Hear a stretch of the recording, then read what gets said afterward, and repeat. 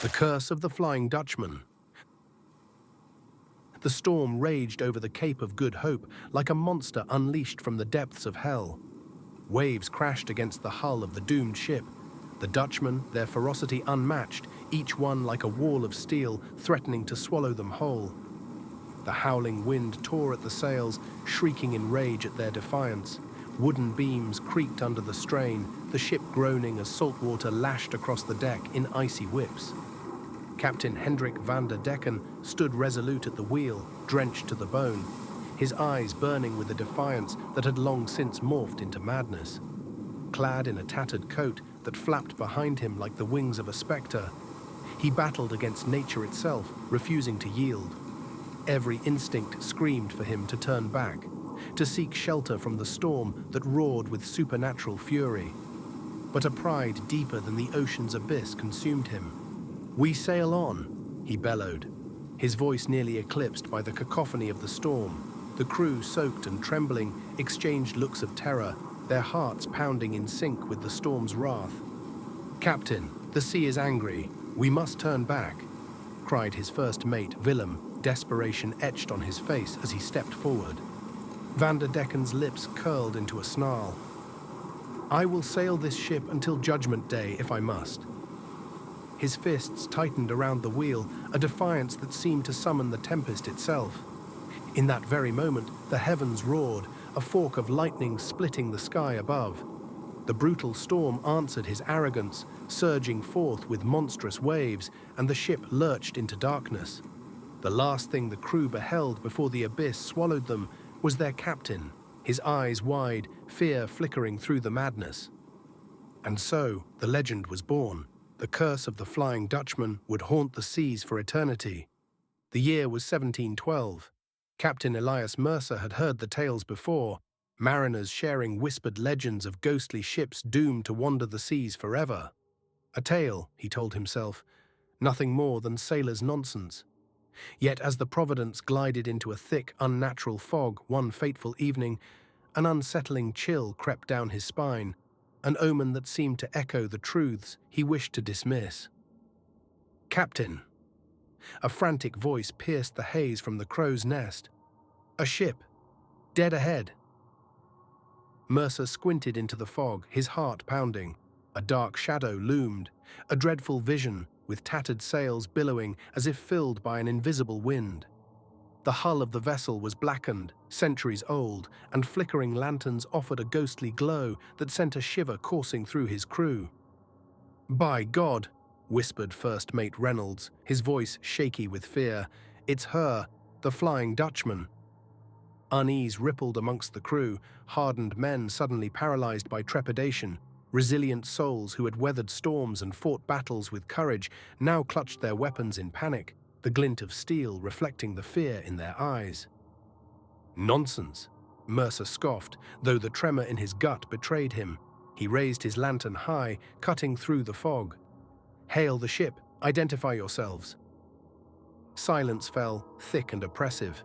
Then a low groan of wood and rusted chains echoed around them, and from the depths of the mist, a figure emerged.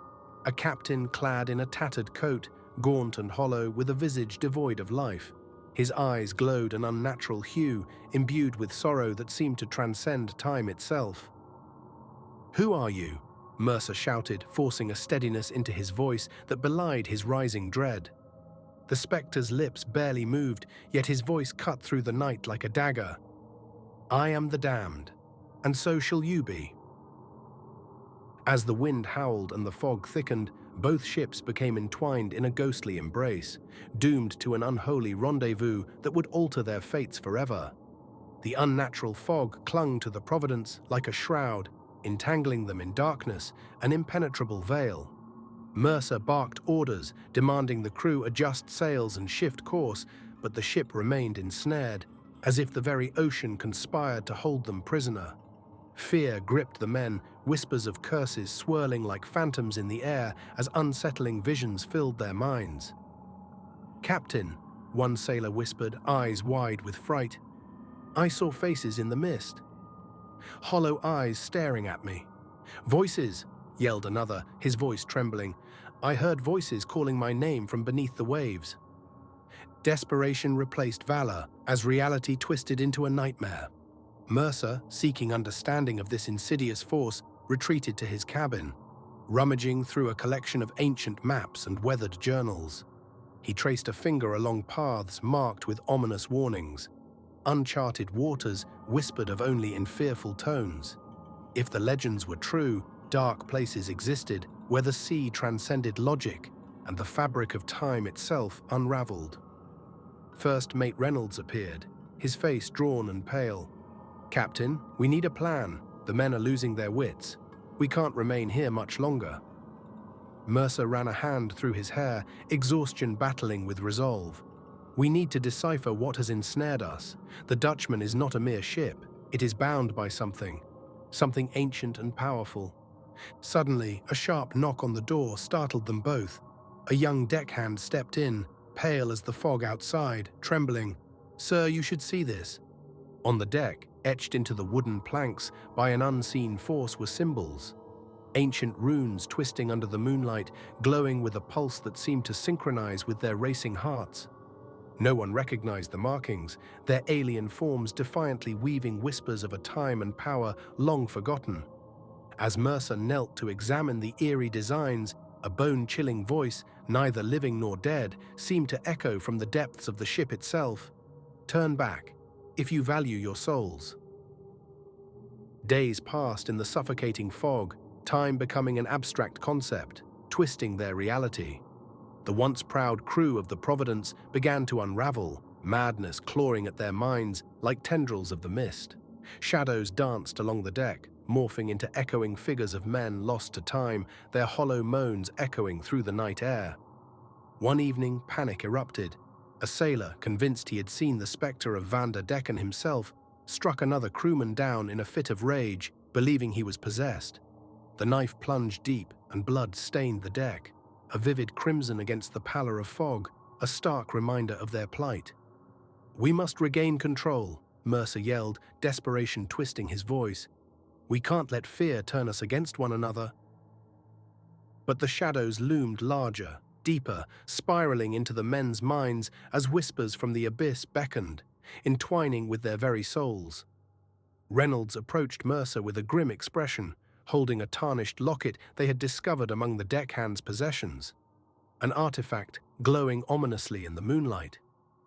"I found this clutched in his hand. It's cursed, Captain. I can feel it." The locket bore the likeness of Vander Decken, a memento belonging to the ghostly captain himself.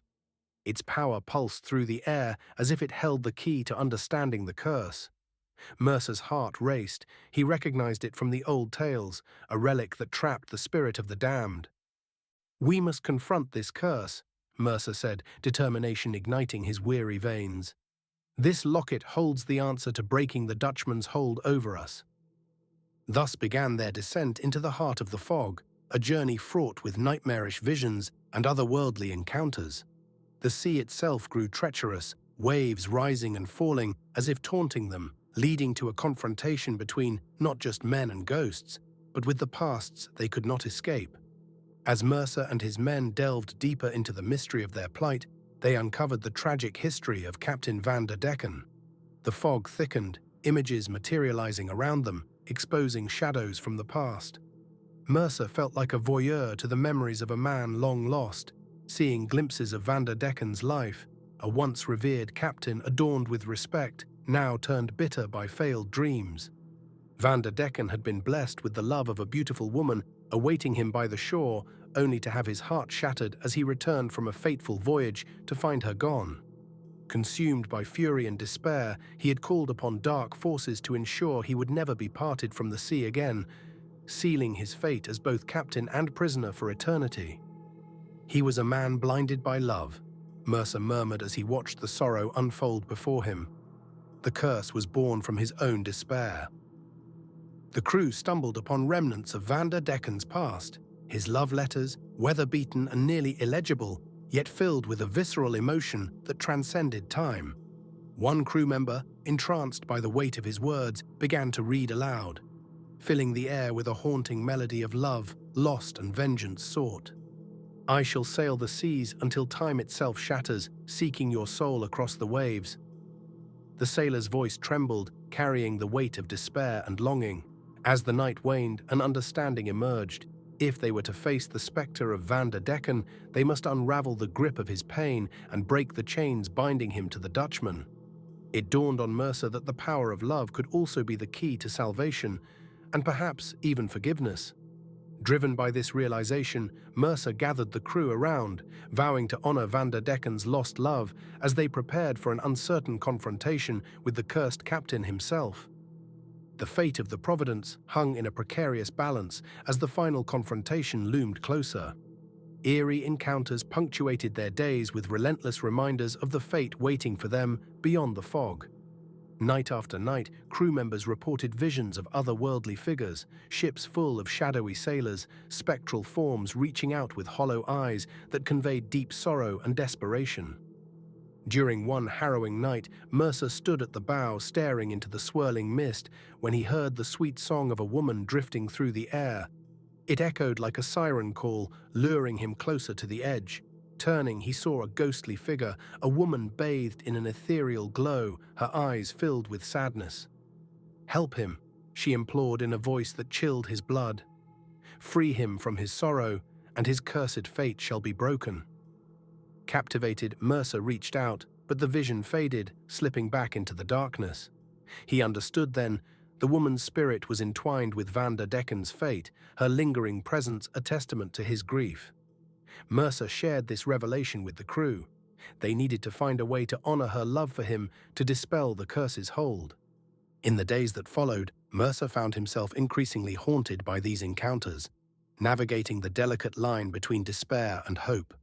The crew, now united in purpose, discovered clues and artifacts hidden within the depths of the ship, each possessing significance related to Vander Decken's tragic journey. Among them was a weathered compass, marked with the initials of Vander Decken and his beloved.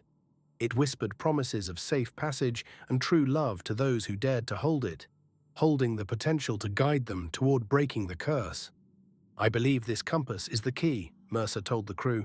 "If we can reach that cursed ship, we can utilize its power to confront Vander Decken and find a way to free him from his painful past."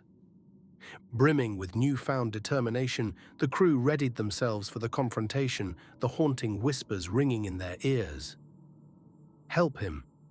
As twilight descended, the Providence found itself sailing towards a darkened horizon, the ghostly form of the Flying Dutchman appearing once more through the fog. Anticipation coiled tightly within Mercer and his men as the winds shifted, carrying the scent of impending confrontation. "Remember our mission," Mercer shouted, rallying the crew aboard. "We are not just fighting to save ourselves, we're here to help Vander Decken find peace." With every wave crashing against the ship, men armed themselves with swords and resolute hearts.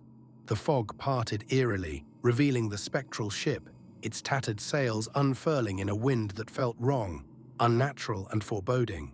The crew of the Dutchman stood at the ready, ghostly forms caught between the living and the ethereal. As they drew nearer, Mercer clutched the compass tightly, its needle quivering with anticipation. A voice rasped across the stillness, shattering the somber air. "You dare confront the curse?" At the helm stood Captain Vander Decken, now fully formed, a ghastly figure with hollow eyes that bore centuries of sorrow. The artifacts, the locket, the compass, gleamed in defiance. The crew of the Dutchman surged forward with a cacophony of ghostly wails, hungry for revenge against those who sought to break their curse. Steel met ethereal chains, clashing violently as the battle erupted. The crew fought not just for survival, but for redemption, clashing against their own fears. Mercer, fueled by the compass's light, made his way toward Vander Decken, the spectre's gaze intense yet pained. "Release them, Vander Decken," Mercer shouted above the clash of swords. "Your love remains unforgotten. She waits for you in peace." The spectre hesitated, the reflection of wistfulness flickering in his eyes, and for a moment the tide of battle stalled. It was an opening, and Mercer seized his chance. With the courage of every man aboard, Mercer raised the compass, its glow illuminating the deck as Vander Decken's sorrowful gaze turned towards it. "You can choose to end this. Your love, She is with you, but you must let go. Storm clouds rolled overhead, and the wind howled as Vander Decken's anguished cries filled the air. Torn between his rage and his grief, the curse shook around him as the essence of the ship trembled beneath the onslaught. I cannot, he roared, the ghostly crew around him faltering as the pain of lost love washed over him. I am promised to the sea. No, Mercer shouted, voice rising above the cacophony. You can break the chain, join her, embrace the light. At that moment, the compass blazed brighter, engulfing the ship in a radiant glow that pierced the fog. The figures in the mist, the crew of the Dutchman, paused as the binding chains of sorrow began to unravel.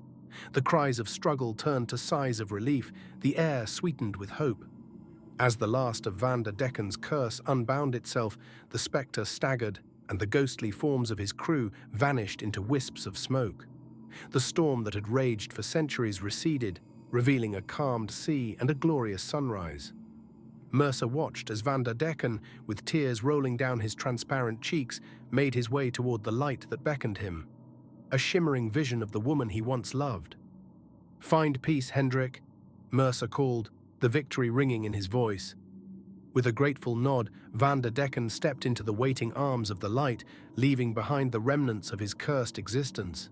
Even with the curse seemingly broken and the echoes of history fading, whispers of the Flying Dutchman persisted through the ages. Some claimed the ship was gone forever, while others swore to have glimpsed its tattered sails slipping into the mist on stormy nights, warning mariners of their fate. Captain Elias Mercer, forever changed by the ordeal, found solace in tales shared by hearth and home, knowing he had played a part in freeing a tormented soul.